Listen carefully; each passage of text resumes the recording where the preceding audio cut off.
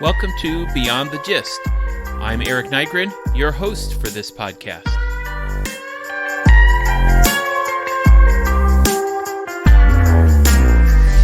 You are listening to episode 14 of Beyond the Gist, a podcast designed to help you deepen your understanding of the Bible by going beyond the gist of the passage.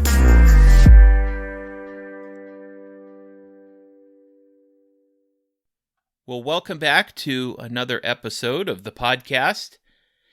And as I was thinking about which passage or verse I wanted to focus on for this episode, I decided I wanted to pick something that would fit well with the Easter season. At the time of this recording, we are entering Holy Week. We're coming up on Good Friday and Easter Sunday. And I wanted to choose a passage that helped point my own attention to the death and resurrection of Jesus Christ, the central focus of Easter weekend. And in reading through the gospel accounts, I was drawn to a verse found in John chapter 11. The events of John 11 took place prior to the week that we call Holy Week, the 7-day span between Jesus' entry into Jerusalem on Palm Sunday and his resurrection from the dead on that first Easter. And there are a number of memorable verses in John 11, most notably Jesus' statement to his friend Martha, found in verses 25 and 26. Jesus said to her, "I am the resurrection and the life. Whoever believes in me, though he die, yet shall he live. And everyone who lives and believes in me shall never die." Do you believe this? I've quoted this verse at funerals and have shared these words of Jesus with people as they process their grief. It's a powerful promise from the Lord. But the verse that got my attention as I reread this chapter actually shows up in the next paragraph. In verse 35, John describes the scene with the fewest words possible. One noun, one verb, two words, one word picture. Jesus wept. Now, John 11:35 can sometimes be the scripture memory equivalent of a dad joke. And what I mean by that is, inevitably, whenever the topic of scripture memory comes up, someone who's looking to make a joke will brag about their memorization skills and their ability to recite this verse.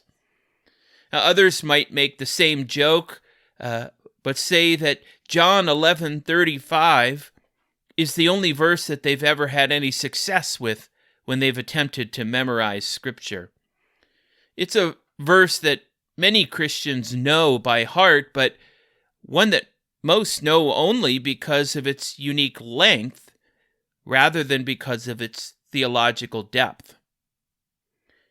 Now, in this chapter, John recounts one of Jesus' most amazing miracles, the raising of a man named Lazarus from the dead. And we're told at the beginning of the chapter that Jesus had received from Lazarus' two sisters, Mary and Martha, that their brother was seriously ill.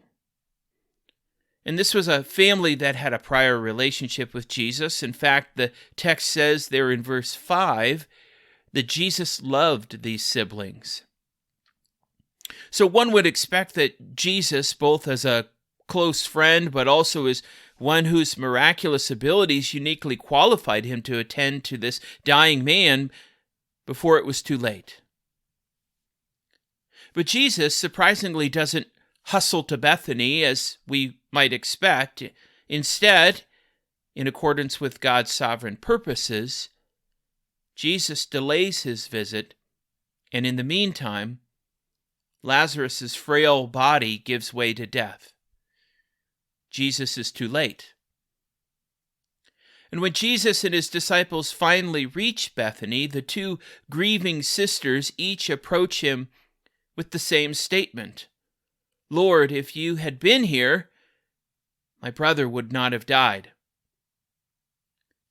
But the fact is that Lazarus is dead. And by the time Jesus arrives, the funeral service is already in process. And it's in this context that John's tiny two-word statement appears. Martha was the first to speak with Jesus, meeting him on his way before he arrived in the village. And soon Martha called her sister Mary to come and to meet the teacher. And when she arrives, she's in tears. And so are the Jews that followed her out of the village, thinking that she was running back to her brother's tomb to mourn some more. And within a few verses of this part of the paragraph, John mentions weeping 4 different times. Mary weeps, and both the Jews and the other mourners take notice. And the Jews at the funeral weep, and in verse 35, John succinctly says that Jesus wept. Now, the word that John uses in verse 31 and 33 to describe Mary's tears and those of the Jews is a fairly common New Testament word that gets translated as to weep in our English Bibles. But the word that John chose to use in verse 35 that gets translated as Jesus wept is rather unique. The word still can be translated into English as the verb to weep, but outside of this verse, it isn't used anywhere else in the entire New Testament. Now, there are a lot of reasons why a New Testament author might switch between words with similar meanings, so interpreters should proceed with caution when trying to determine the author's intended meaning. But I think there is good reason to believe that John is subtly telling his readers that while Jesus is indeed joining with the others in tears, there's something significant about the reason that Jesus wept. And while verse 35 is powerful in its brevity, I wish John would have said more. I wish he would have written something like, Jesus wept because, and then followed it with an explanation of why Jesus was so moved to tears. The closest thing we get is the statement in verse 33, and then again in verse 38, that Jesus was deeply moved in his spirit. But moved in what way? Now, here's what one of my favorite New Testament scholars, D.A. Carson, says about the phrase, he was deeply moved. He says there's no way that the original text should be rendered that way. This is just a flat-out mistake in translation. It means he was outraged, not deeply moved. And Carson goes on to say, it is important to keep reminding ourselves of the context. Jesus sees all these people weeping, crying, and wailing in the face of implacable death, and he is outraged. He is profoundly troubled, so emotionally worked up over it that he weeps. There is a compassion in these tears, but there is also outrage.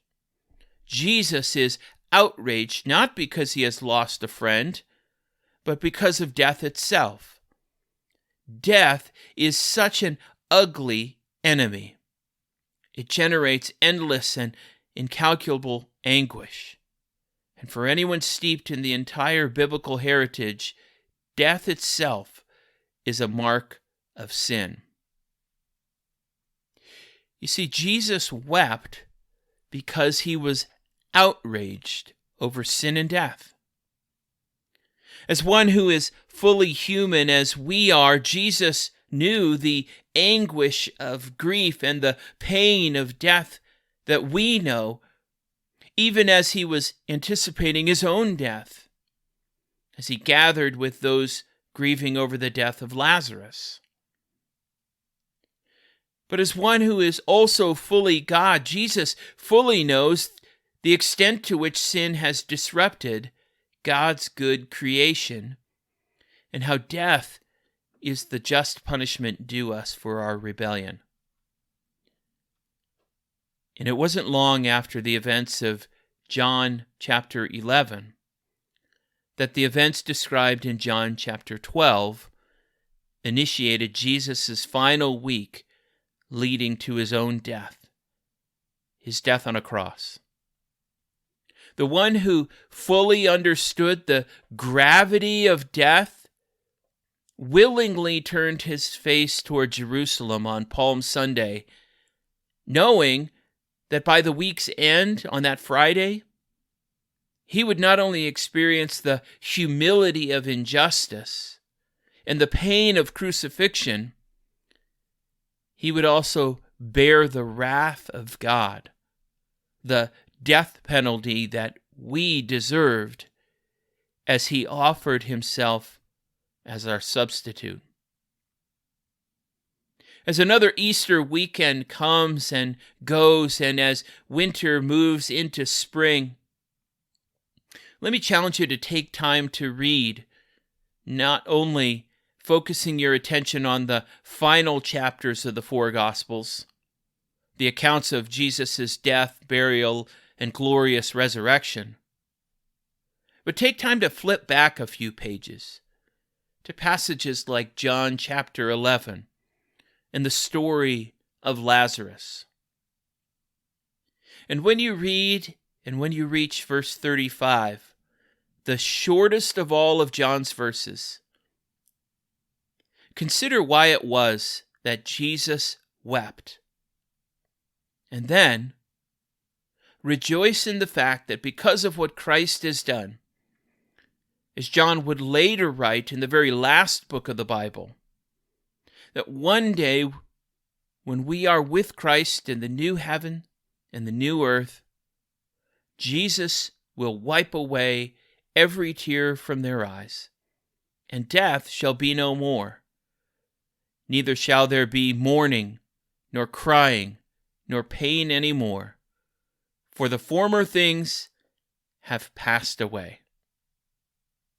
Have a great Easter weekend, and thanks for listening. Thanks for listening to Beyond the Gist.